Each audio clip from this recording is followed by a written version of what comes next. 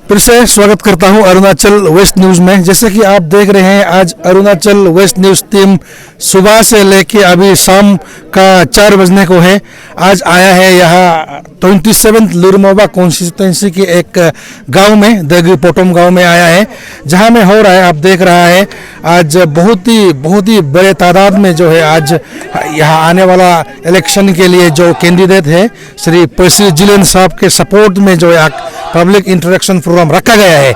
तो आज मैं बता दूं, यहाँ देगी पोटम में देर का हालात ऐसे है कि देर में गैदरिंग नहीं कर पाया है, तो इस कारण यहाँ एक किसी के घर के आगे जो है आज एक पार्टी रखा गया है।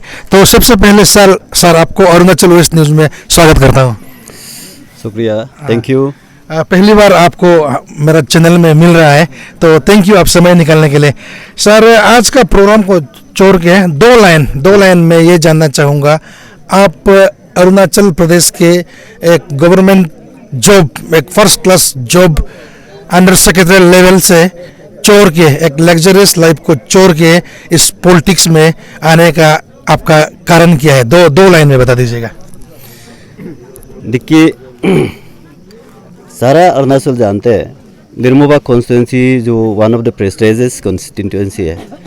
तो ये सिचुएशन में आप देखिए, पब्लिक का हमारा लिरमोबा कॉन्स्टिट्यूंसी का हर पब्लिक का एक सेंटिमेंट पैदा हुआ। सेंटिमेंट मीन्स ये जो एंटी इनकमेंसी पैदा हुआ है।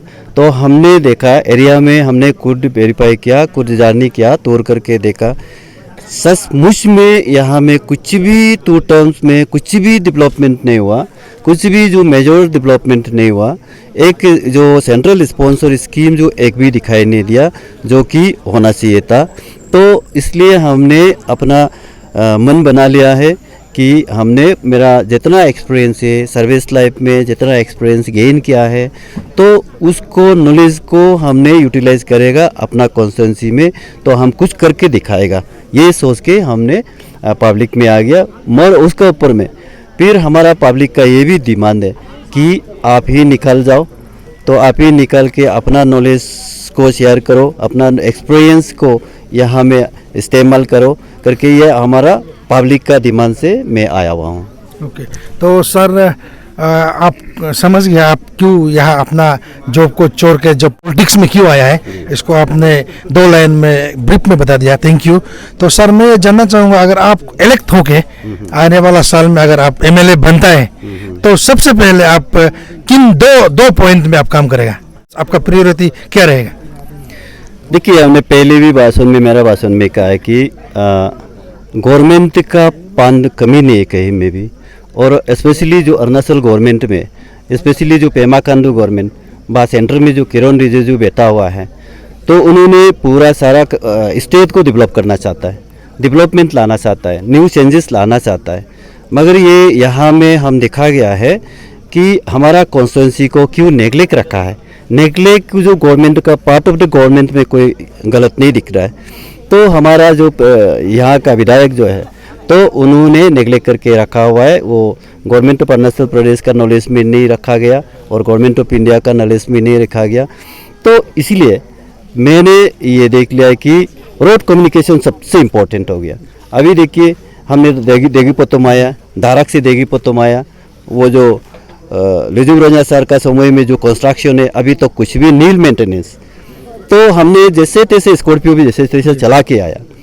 तो इसी तरह हमारा लिरमोबा में देखिए, यमसा तो लिरमोबा वो तो बिल्कुल ही गाड़ी चलने लायक नहीं है।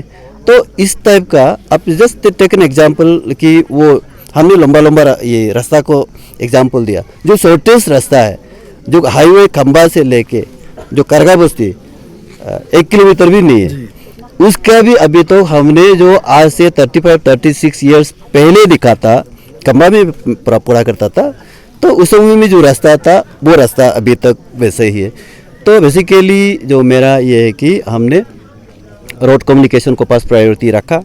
देन आप लिरमोबा कॉन्स्टिट्यूंसी में आप दारक टाउन बोलिए, योमसा बोलिए, लिरमोबा बोलिए, बारूसिकेसी बोलिए, कहीं में भी नेटवर्क नहीं है, कहीं में भी नेटवर्क नहीं है। जबकि गवर्नमेंट ऑफ इंडिया का ये जो स्कीम है कि हर बस्ती में नेटवर्क होना चाहिए, तो वो बिल्कुल दिखाई नहीं दिया। और आप तो जानते हैं कि आज का ज़माना में बिना नेटवर्क से कुछ भी होता नहीं है। आप एजुकेशन हो या बैंकिंग सर्विस हो, everything is depends upon the road जो टेलीकम्युनिकेशन, जो कि लिरमोबा में कॉन्स्टिट्यूंसी में बिल्कुल ही नहीं है। तो ये सब कारण है पब्लिक का सेंटिमेंट। तो इसलिए हमने इसको सुधारने के लिए, इसको देखने के लिए मैं अपना नौकरी छोड़ के, अपना जो सर्विस लाइफ छोड़ के हम ये पब्लिक सेवा के लिए आया हुआ हूँ। तो सर हमने न्यामर करवक साहब को भी काफ़ी बार इंटरव्यू लिया है और उनके प्रोग्राम में भी काफ़ी बार हमने अटेंड किया है। तो उनका हमेशा कहना होता है ये कम्युनल पॉलिटिक्स नहीं खेलना है।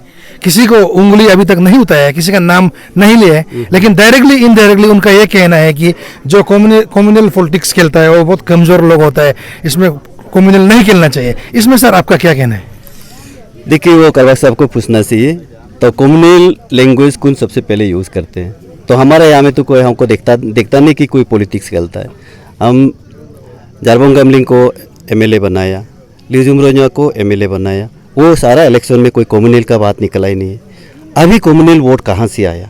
तो अगर वो पकड़ता है KKWS जो करवू कड्डी वेलफेयर सोसाइटी को अगर कम्युनल बोलता है, ये कोई कम्युनिटी का नहीं है, ये पर्टिकुलर कम्युनिटी का नहीं है। आप देख लीजिए, ये है जो करवू कड्डी वेलफेयर सोसाइटी जिसको बोलता है कि जो पीपल रिसाइडिंग इन त्रिवेन सर्कल, लिरमोबा सर्कल, दारक सर्कल, देन अपर कंबा, ऋषिकेश एरिया, इनका जितना पब्लिक रहने वाला है उसको ये KKWS बोलता है। तो ये पर्टिकुलर कोई कम्युनिटी का नहीं होता है। तो इसमें एरिया बेस्ड ऑर्गेनाइजेशन है, it's not clan based organisation, it's area based organisation है। ये एक बात। दूसरा बात ये है कि आपका जो हमारा तरफ से बिल्कुल ही कम्युनल वोट यूज़ नहीं किया। इन्होंने बोला कि उन लोगों ने KKWS में कम्युनल पॉलिटिक्स खेलता। अगर हमने कम्युनल पॉलिटिक्स खेलता, दोबारा उनको एमएलए बनाता? बिल्कुल नहीं। जबकि ये KK एरिया में 80% पॉपुलेशन रहते हुए भी उनको 2 टर्म बनाया। तो आप उसमें सीधा सा मीनिंग निकाल दीजिए कि इसमें कम्युनल वोट जिन्होंने यूज़ किया, जिन्होंने जो बनाया, वो पब्लिक को गुमराह करने के लिए कोशिश कर रहा है। जो इसको आपको विश्वास ही नहीं होना चाहिए।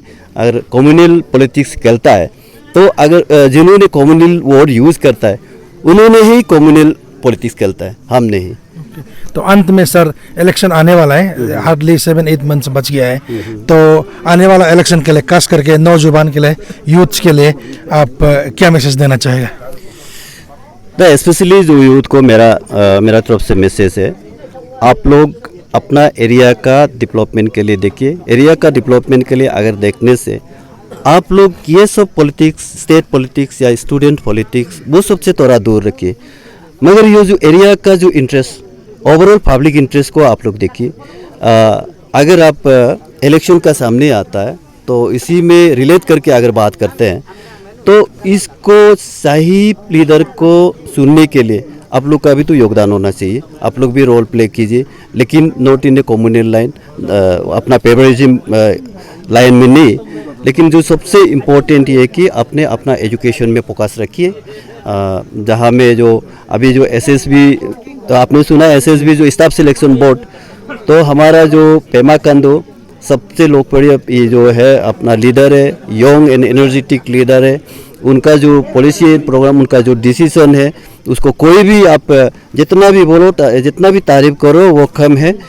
कि Arunachal Pradesh state selection board हो ही नहीं सकता अगर पेमा खांडू नहीं होता। तो पेमा खांडू ने अपना बोल्ड डिसीजन, सिंगल डिसीजन लेते हुए तो स्टेट जो स्टाफ सिलेक्शन बोर्ड गठन किया है। तो उन्होंने ये नहीं सोचा कि हमारा जो अपॉइंटिंग अथॉरिटी, डायरेक्टर क्या बोलेगा, CP इंजीनियर क्या बोलेगा, MLA क्या बोलेगा, वो सब बिना फिक्र रखते हुए अपना डिसीजन लेके जो SSB गठन किया। तो इसका वजह से मतलब ये मैं कहना चाह रहा हूँ कि SSB गठन करने से क्या होता है, जिन्होंने जो स्टूडेंट है, जिसके जो टैलेंट है, उनको ही नौकरी मिलेगा। वो लीडर, पब्लिक लीडर का बेटा हो या बिजनेसमैन का बेटा हो या ऑफिसर का बेटा हो, उससे मतलब नहीं। बिल्कुल आपका बस्ती वाला बेटा भी जो टैलेंट है उनको नौकरी मिलेगा। ये आप यूथ लोग ध्यान देना चाहिए कि आप एजुकेशन में फोकस रहिए। तो अपना स्टडी में फोकस रही है। यही आज का ज़माना में बहुत इम्पोर्टेंट है, स्पेशली पेमा खांडू गवर्नमेंट में। यहाँ में नौकरी बेचने वाला अभी नहीं है, नौकरी खरीदने वाला सिस्टम नहीं है, तो इसलिए स्टूडेंट, आज का ये ज़माना का स्टूडेंट ने एजुकेशन में फोकस रहना चाहिए। ओके, थैंक यू हमें समय देने के लिए, और अरुणाचल वेस्ट न्यूज़ की ओर से आपको best wishes, all the best. Thank you, धन्यवाद।